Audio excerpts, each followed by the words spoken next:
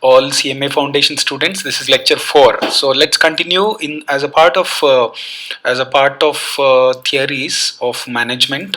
We finished before classical theory and we also finished neoclassical theory.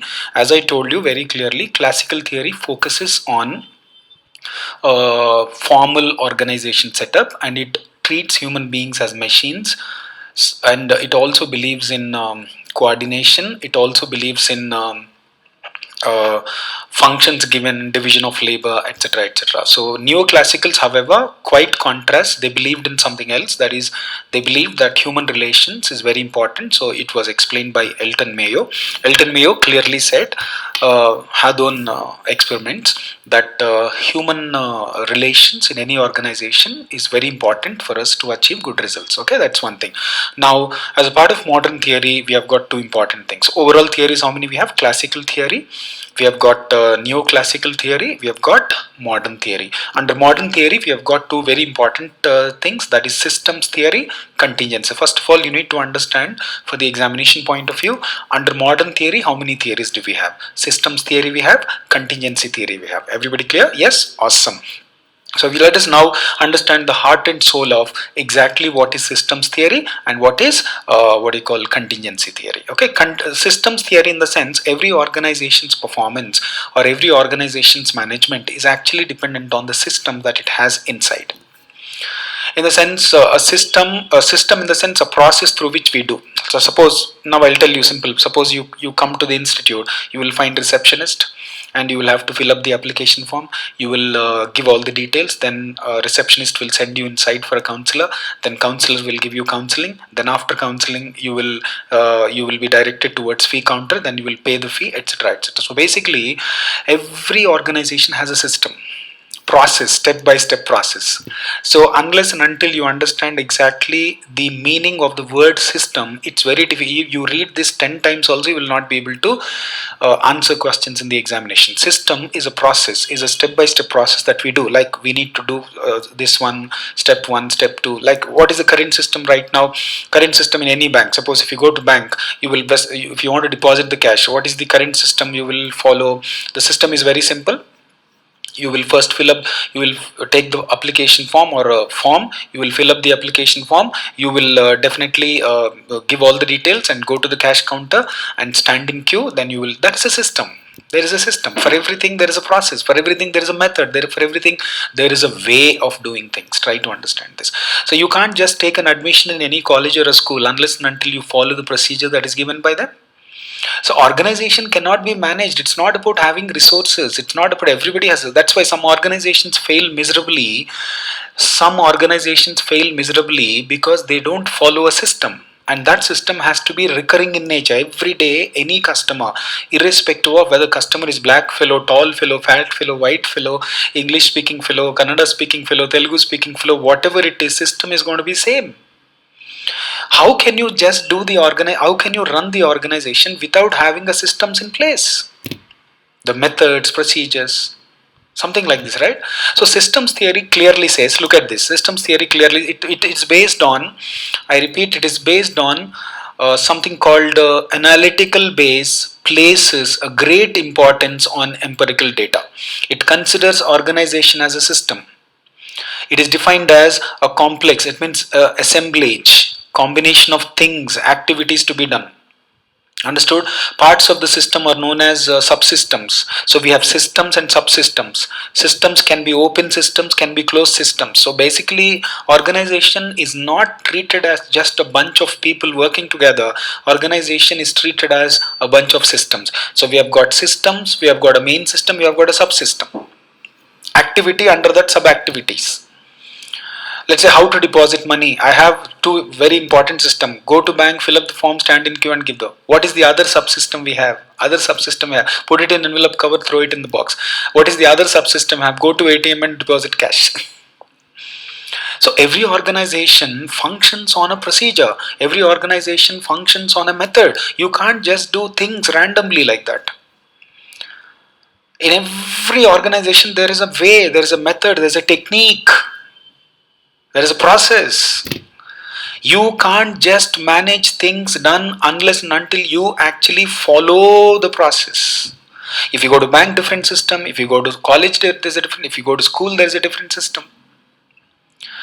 My system of teaching and coaching will be different. My system of teaching in college will be different. My system of teaching in school will be different. So you can't follow the same system of coaching centers in school, because in coaching centers we need to focus more on knowledge, whereas in schools we need to focus more on changing those childish brains into a matured brains, right? You're getting my points. So systems theory believes that every organization needs to have a system, a procedure, a method of doing things, right? There are two important systems, that is open system and closed system. What is open system? Slowly, what you can expect a question on open system. Look, concentrate on the material, everybody. It says it interacts with the environment. Open system is something which it does not neglect the things which are there. What is environment? Those factors which will affect the organization. Any of those factors which will affect organization externally. So when the organization is, so let's say for example, you are dealing with customers, is an external system, environment. You're dealing with government, external system. So every organization has something called system, and that system is an open system. When it deals with environmental factors, you don't simply do, you will also deal with environment in the sense, dealing with customers, dealing with suppliers, dealing with distributors, dealing with government, dealing with society, dealing with community. Understood? Next, all living systems are open systems, and we can't live alone. You are being affected by many things. You are being affected by many things. You can't say my organization is rigid, I will not be affected by anything outside. No. If something happens in trade unions, you will be affected. If something happens when it comes to customers, you will be affected. If something happens, if government policy changes, you will be affected. How dare you run the organization without considering the factors which are outside, man? So open system is a system which also takes into consideration the factors that affect the business outside. It could be tax policy of the government, change of law of the government, it could be change of taste and preferences of the consumer, it could be supplier behavior, it could be distributor behavior, it could be climatic conditions. You want the open system. My management is open to adapt. Right now COVID-19 is going on. You can't expect customers to drop into your office without mask, and you can't expect them to just like that keep hands unless they sanitize hands. There is a system. So you go by the environmental factors that are changing, right? That is one thing. It's being open system continuously interacts with so basically environmental factors in the sense any factors that affect your business from outside. It could be customer, it could be supplier, it could be distributor, it could be employee, it could be government, it could be community, it could be society, it could be culture. Understood? You can't just do business without considering those things, right? So company has to constantly interact with external factors. That is open system. Understood? So it interaction with environment. Simple points. You see, once you understand why is it called open, it is called open because my company is always dealing with external people such as customers, competitors, government, community, society, etc., etc. Understood? Input. So basically it understands one very important thing.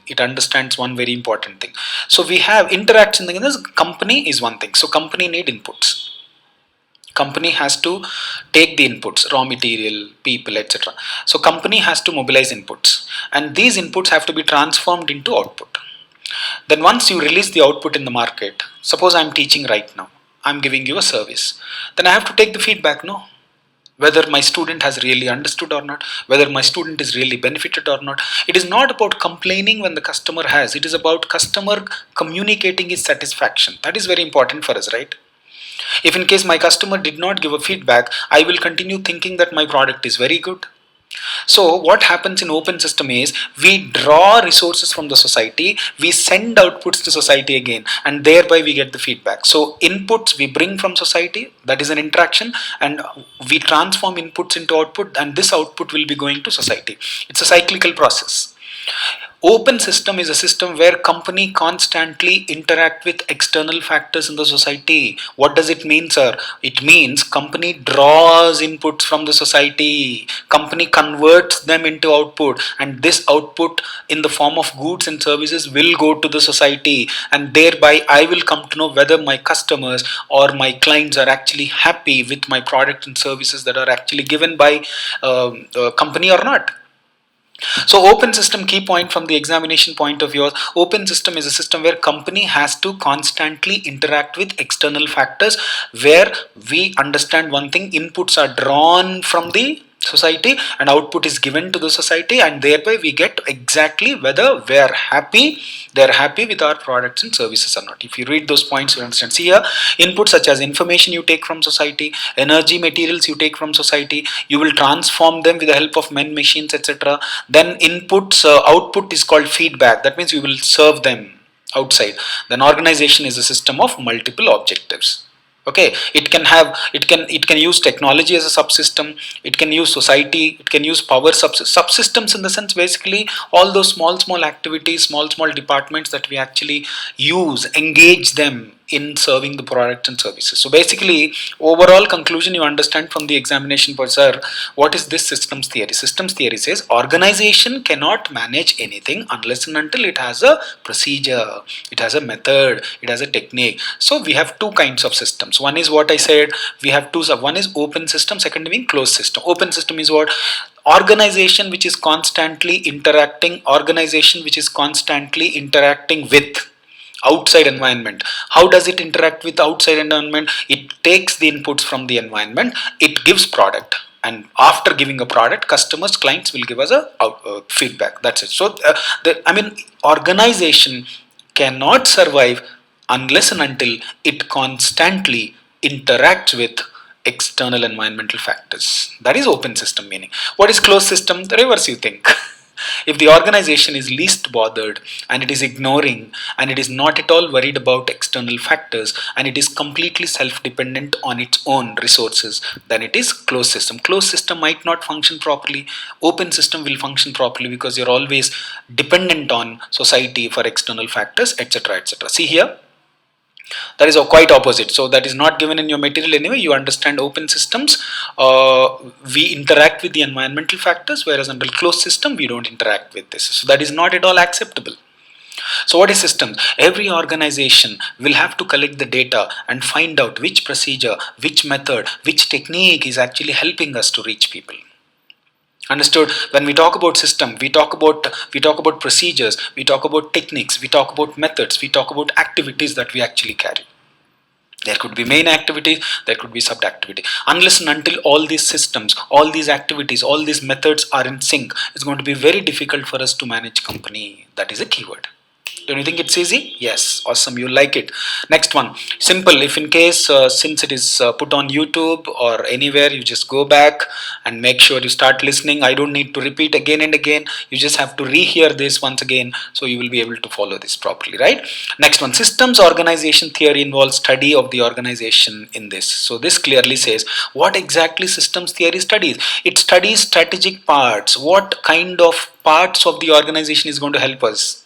So I said there is a procedure. Best example, I want to deposit cash in the bank, boss. There is a system called standing in queue. When the bank says, beta, you came to deposit cash, very nice beta, we love you, stand in the queue. Then you will slap that fellow. Standing in queue, I am a topu, why will I stand in the queue? There are some systems which might not be satisfactory. A system of standing in queue.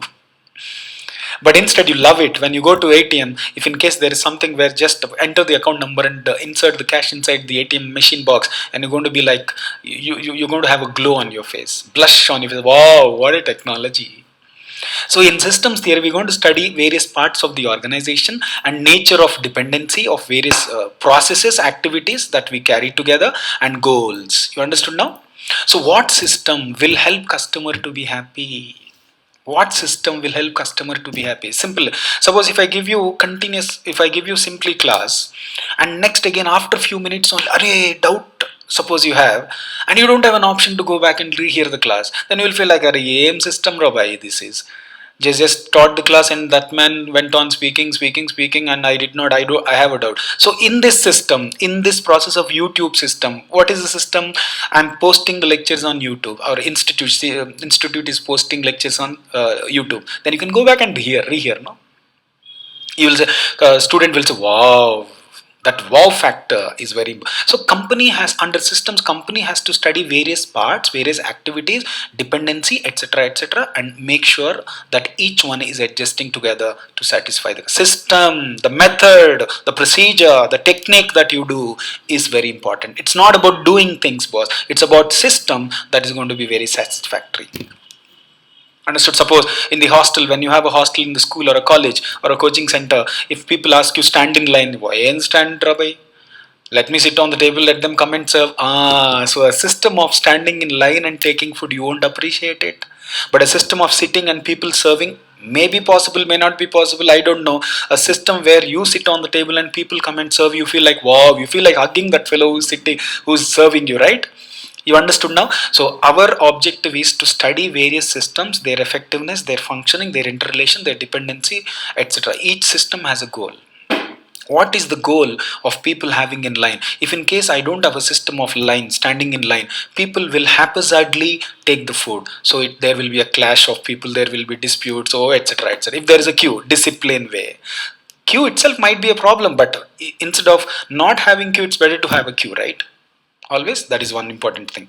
Next, so what are the, so in every organization there are different systems. Those systems will coordinate with each other, work together. What kind of, say, people are one system, formal positions, informal systems, status, roles and responsibilities, physical, I mean seating arrangement. I mean, having different departments, different roles is physical setting. Giving roles is a different system. I mean, my system is boss. If you want to clarify doubts, go to the faculty. That is one system. You can't simply. Otherwise, you ask in the class. Otherwise, even after classes in study hours, we have a system called in study hours. We will have a faculty available to clear the doubts. Like this, so individuals are a part of system. Formal roles are formal roles means what we studied in classical theory. Everybody will have a role and responsibility. Everybody will have a position. Yes or no? That's what. So main parts. So this question you can expect here. Main parts of the organization. So it could be formal, informal roles, individuals, and physical setting. So what are the interrelations? Interrelations may, that means when you have a system, when you have individuals, when you have departments, when you have formal departments, informal department, in every system there should be one thing. People keep talking to each other. People keep sharing information. When people keep sharing information between different systems, suppose you have an issue, you spoke to receptionist is not able to help you, receptionist will make a call to faculty, sir, so and so student has come, she is asking this one, what shall we do? So receptionist is communicating with faculty department, and faculty also has a problem, then faculty will communicate with HOD, and HOD also has a problem, HOD will communicate with principal also has a problem, directly call goes to chairman of the institution. In every system there are people, there are departments, etc. There is a communication. Systems theory clearly believes every activity is conducted in a way, in a method, and that method needs communication. And everybody, like a teacher can take some decisions, faculty can take, head of the department can take some decision, manager can take some decision, administrator can take some decision, receptionist can take some decisions. Different people have got different roles. And at the same time, nobody should feel that he's great. Nobody should feel that she's great. Nobody should feel that they're more important than receptionist is important because her role is different. Her role others cannot do. So everybody has a significant recognition, significant role, significant authority. So that's why balance must be there. So question is going to be what kind of relay. The different systems and different procedures will be interacting with communication. They will be taking various decisions, and there will be always, if their balance means basically we are talking about coordination. If different systems are not in coordination with each other, definitely they will start fighting against each other. Definitely they will not support each other. That's what. Are you all getting my point? Yes. Once again, let's hammer this. Once again, I said every company, every organization should have a system. It is basically, in simple language, we talk about methods, procedures, techniques of doing this. The various activities will be conducted in a different way. Okay. So some organizations, every system has a subsystem. Okay, then organizations will have two important systems. Open system, which will have an interaction with the environment outside. Closed system, which will not. In open system, what we do, we draw inputs from the society, and we convert them into output, and we serve them, and we will get a feedback from the clients. So that is basically an interaction. Under open system, organization, with the help of its people, with the help of formal structure, with the help of informal structure, whatever it is, we interact with the society, we interact with the environment, we interact with the outside factors. That is open system. Closed system, vice versa. Okay. Next one we say here, what it is, organization when managing, it has to study various parts of the organization, dependency of the organization, activities of the organization, and adjustments, etc., etc. Then as a part of system, what we may have individuals. Some activities are done by individuals, some activities are done by formal structures, some activities can be done by informal structures, some activities will be done by different roles and responsibilities, some activities there should be a separate place. You can't expect reception only do everything, right? You can't expect only manager to do everything. You can't expect faculty to do everything, right? There should be a categorization, physical distance, in other words, like social distance nowadays. Separation of functions, separation of departments, that is physical setting. Everything cannot happen in one room. Different rooms, different places, different. When you go to office, you will find different counters. No, what does it mean? That means each one has a special function. Cashier will do different function, etc., etc. Everybody clear? Next one. Interrelations mean different systems will interact with communication, will interact with various decisions to be made, and they will always try to have coordination. When they have a coordination, we understand that it is a balance. Rehear once again, okay? So it's like, just listen to this and go to exam, that's it. It's more than sufficient, okay? The main contributions of systems theory. This theory contributed what? Look here. Number one, it has realized that environment organization should go hand in hand. It keeps changing according to the environmental factors. Understood? It involves multi-level, all departments it involves accountancy, it involves economics, it involves multidisciplinary economics, accountancy, commerce, law, etc. So it talks about interacting with the environment. It is dynamic in the sense it keeps changing, it will get adjusted easily. It involves multi-level people, it involves multidisciplines, mean different subjects. Yes or no? It is descriptive rather than prescriptive or normative. It doesn't tell you what should be the things. It doesn't tell you what should be the things. It doesn't exactly tell you this. It only studies things as they was. This is the system, it works like this. Don't tell us what it should be. So you go to college and say, sometimes you go to office and say, what system these idiots have, I don't like this system. Then that fellow will say, sir, this is our policy, this is our method. If you like, you please stay, otherwise namaste, you can go off. They say it is rigid. We only tell you what is our system.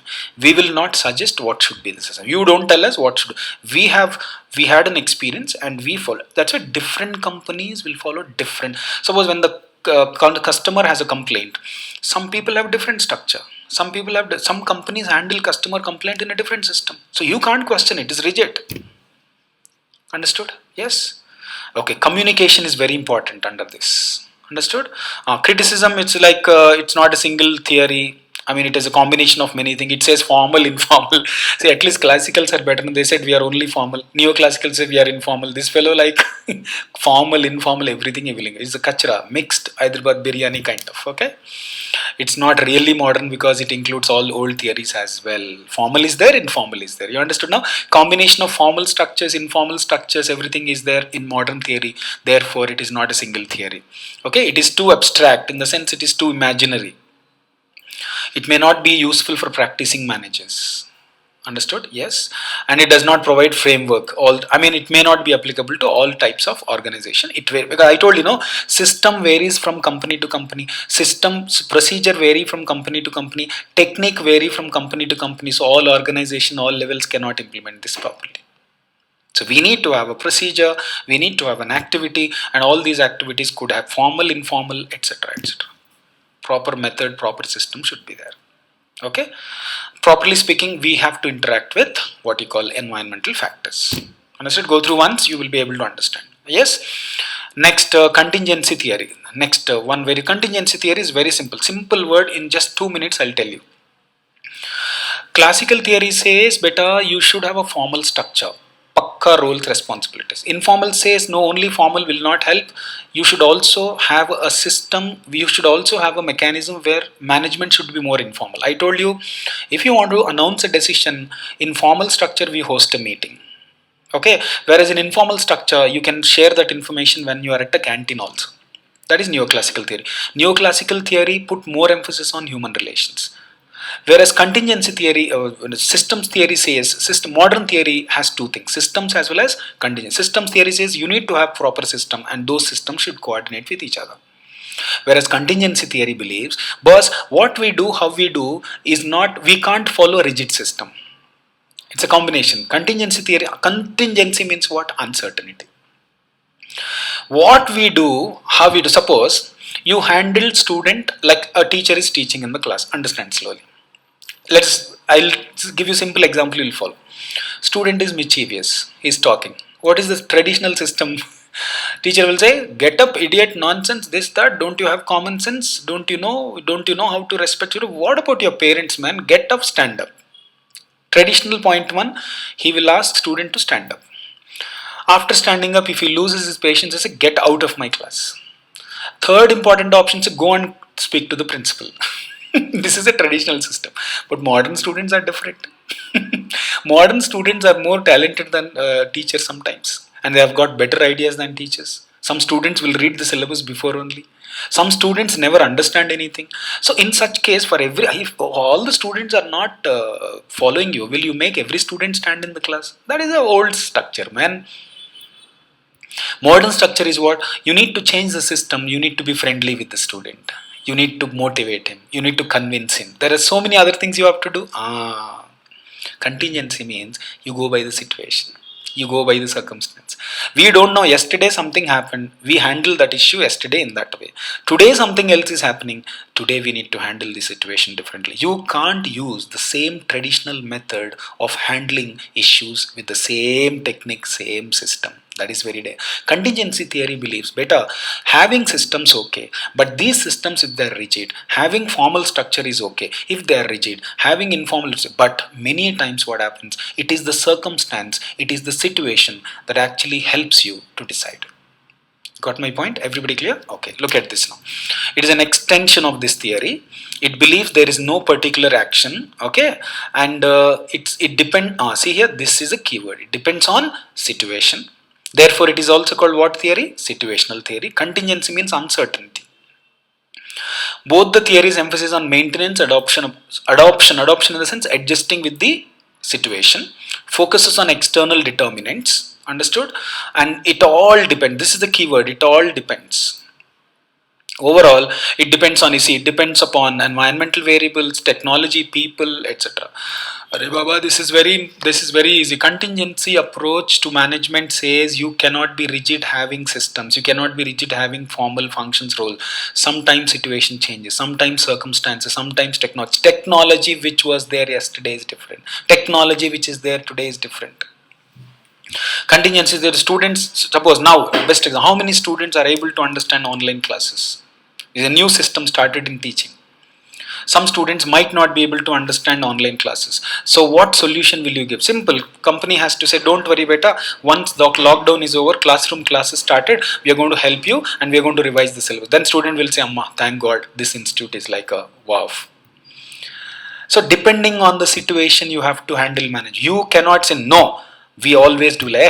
Different clients will have different perceptions. Different customers will have different, and situation changes. You need to be flexible. So contingency theory says managerial action should be according to the situations, according to the circumstances, according to the technology, according to the attitude, according to the environment, etc., etc. In the environment, so many factors we have. All these factors keep changing. Whenever they change, you can't rigidly follow what you have. You always have to go by environmental factors. If you don't go by environmental factors, if you don't go according to the situation, if you don't go according to the circumstances that we have, management will fail, organization will fail. Systems may rigid, you have to have a structure. Contingency may, everything should be dependent on situation and circumstances. Understood now? Simple point.